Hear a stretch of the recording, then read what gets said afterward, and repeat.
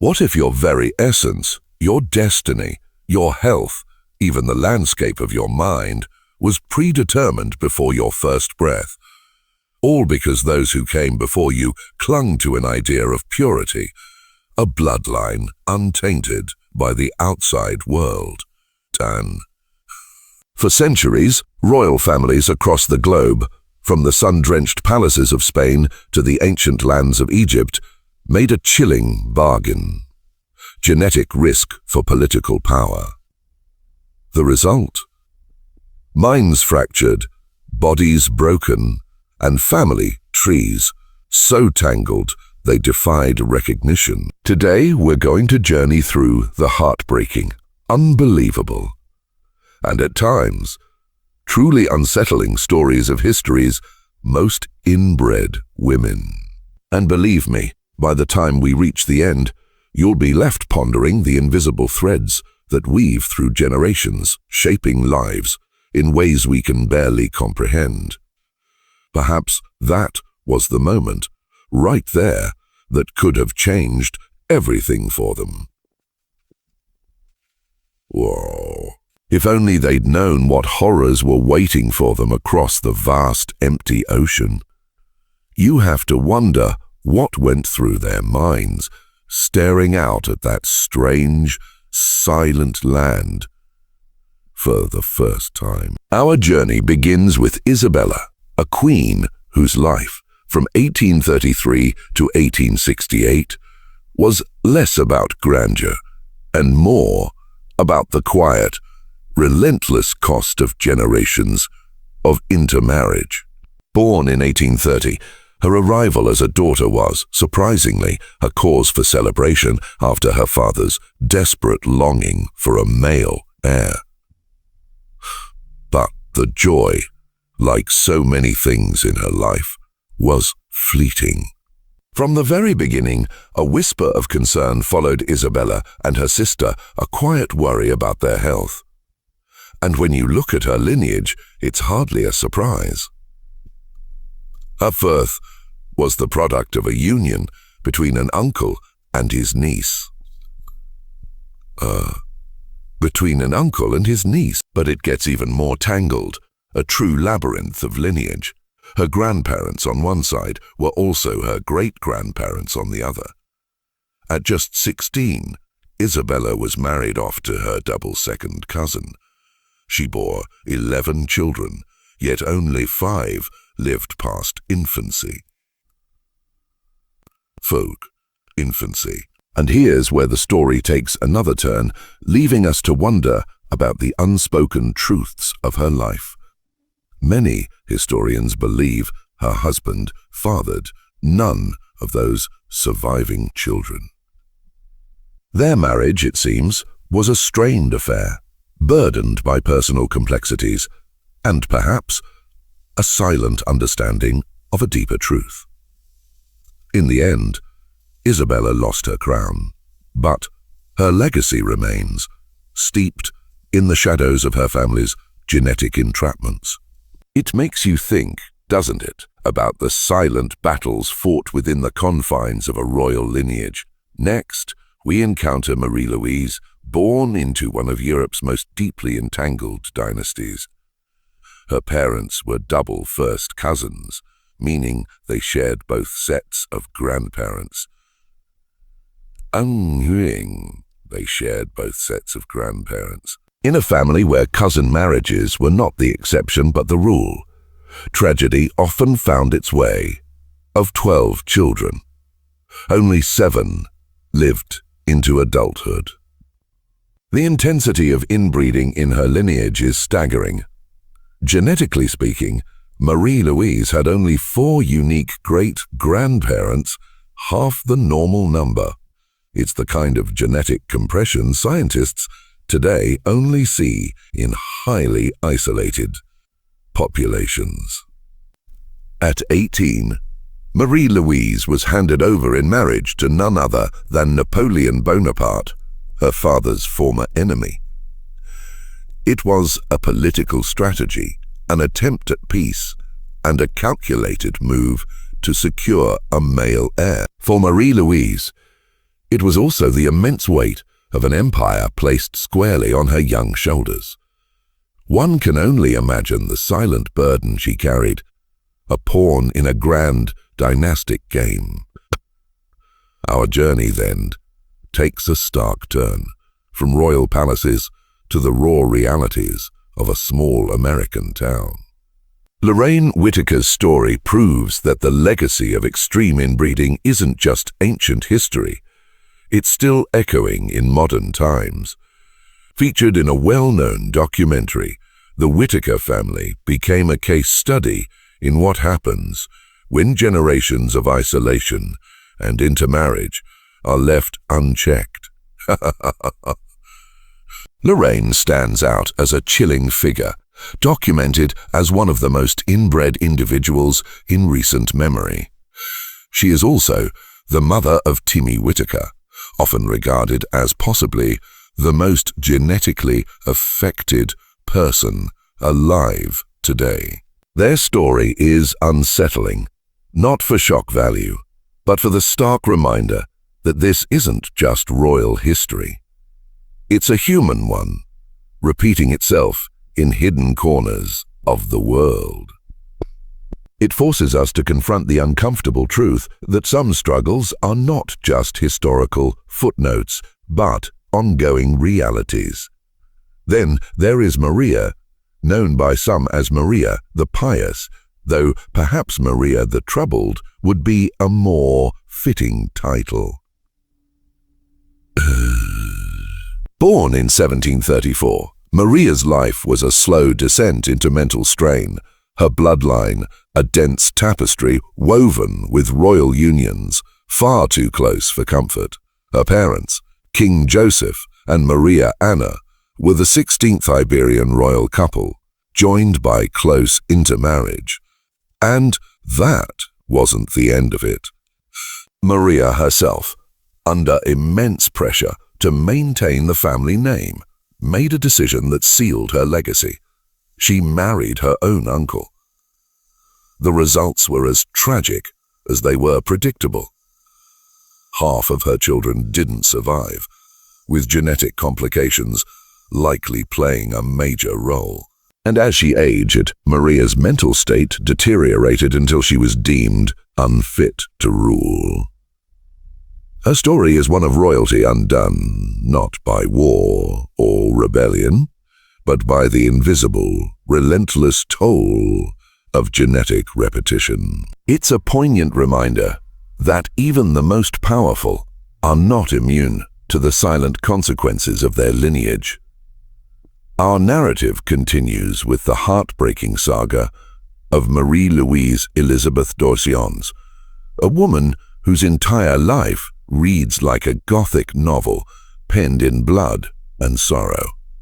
Born into a deeply dysfunctional royal arrangement, her father was forced to marry his own cousin, an illegitimate daughter of King Louis XIV. As the eldest surviving child of that union, Marie-Louise had no real choice in her future.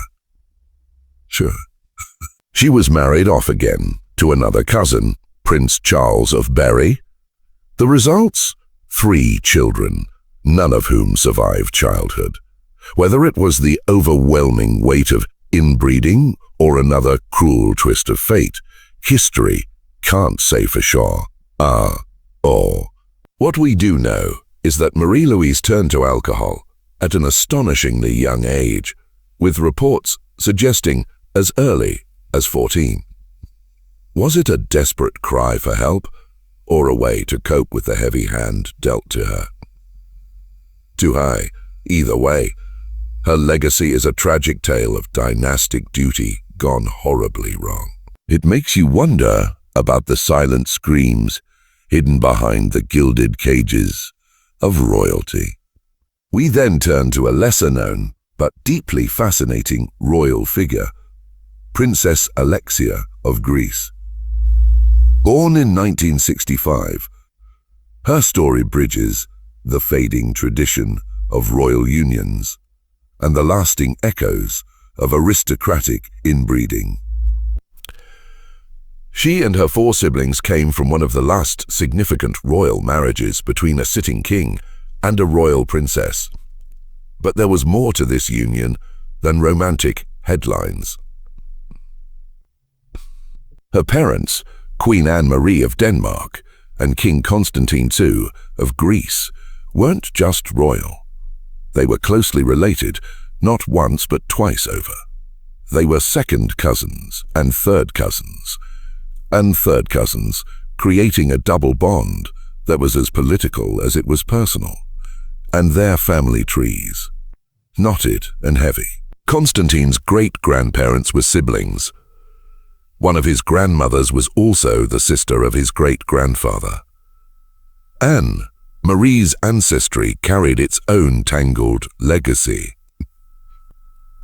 Though their marriage appeared loving, their close genetic ties ensured that their children, including Alexia, were partially inbred, much like the famously related British royals, Queen Elizabeth II and Prince Philip. A modern royal tale rooted in a very old tradition, reminding us that even in contemporary times, the past can cast a long shadow. And taking a prominent spot is someone whose name rarely gets mentioned, despite her staggering genetic legacy. Maria Antonia of Austria, a Habsburg who surpassed even her infamous uncle, Charles II of Spain, in terms of inbreeding. While Charles is often cited as the ultimate example of the Habsburgs' genetic downfall, Maria Antonia's family tree makes his look simple. Her ancestry wasn't a tree at all. It was more like a dense, looping vine, a tangle of repeated names and repeated names and repeated marriages. Some have gone as far as calling it a genetic circle rather than a lineage. The extent of her inbreeding was so severe that her genetic similarity matched that of a child born to 2 full siblings. Yet, her story is often overshadowed. History may have forgotten her name, but from a genetic standpoint, she stood at the very peak of Habsburg inbreeding, a quiet, yet unforgettable figure in this long and complex narrative. It makes you pause and consider the silent sacrifices made for the sake of lineage. Stepping far back in time, we are introduced to 2 mysterious figures. These 2 infant girls were the daughters, likely stillborn, of none other than Pharaoh Tutankhamun and his wife, Ankhesenamun. Born around 1300 BCE, here's the haunting detail. Ankhesenamun was not just Tutankhamun's queen. She was also his half-sister. They shared the same father, continuing a dynastic tradition of sibling marriage within Egypt's royal family. Tutankhamun himself was the product of years of tightly confined bloodlines. By the time his daughters were conceived, the genetic risks had reached a devastating peak. Their short lives, marked by deformities and frailty, are chilling reminders of how even divine kings could not escape the cruel arithmetic of inbreeding. It's a stark illustration of how even in the grandest of civilizations, the laws of biology hold sway. Our journey then moves from pharaohs and palaces to a modern, deeply disturbing case, the Kimberley cult. This isn't a royal tale, but it carries some of the darkest consequences of unchecked inbreeding in recent history. Kimberley's story comes from Australia, where her family, known publicly under a pseudonym, became the center of one of the most shocking genetic and legal revelations of the early 2000s. Living in deep isolation, the family practiced multi-generational inbreeding, creating a closed-loop community with almost no outside genetic input. When the truth came to light, authorities intervened, uncovering a disturbing and complex web that led to multiple police investigations and arrests. Kimberly, born into this environment, is one of the most genetically compromised individuals ever documented. Her case isn't about royal pressure or dynastic pride. It's a modern example of how isolation and a lack of oversight can produce unimaginable human cost. It's a story that reminds us that the human cost of such practices is not confined to the annals of history, but can manifest in the present day. And now, at the very top of our list, Cleopatra II Philopator, the woman who, more than anyone else, embodied the full force of calculated inbreeding for political power. Forget the romanticized version of Cleopatra, often shown in films. This Cleopatra was not a fantasy figure, but the very embodiment of dynastic obsession. Though Egyptian by rule, her bloodline was purely Greek-Macedonian, born from the Ptolemaic dynasty, which relentlessly practiced brother and uncle-niece marriages to keep power concentrated and pure. Cleopatra II parents were siblings, her grandparents were siblings, her grandparents were also siblings, and her own siblings married each other before she eventually ruled alone. She was a living monument to the strategy of bloodline preservation, powerful, but heavily burdened. Even her name, borrowed from a rare Syrian princess, was one of the few hints that any outsider had ever been allowed into the family tree. Cleopatra II wasn't just a royal figure. She was the genetic culmination of generations of tightly woven lineage, a powerful ruler whose biology bore the heavy weight of a family's calculated ambition on. From majestic courts to forgotten villages, from glittering crowns to remote isolation, the pursuit of purity, power, and legacy has twisted the stories of these women into tales of tragedy, resilience, and revelation. Their lives remind us how history is often shaped not just by politics or war, but by the invisible hands of biology and blood.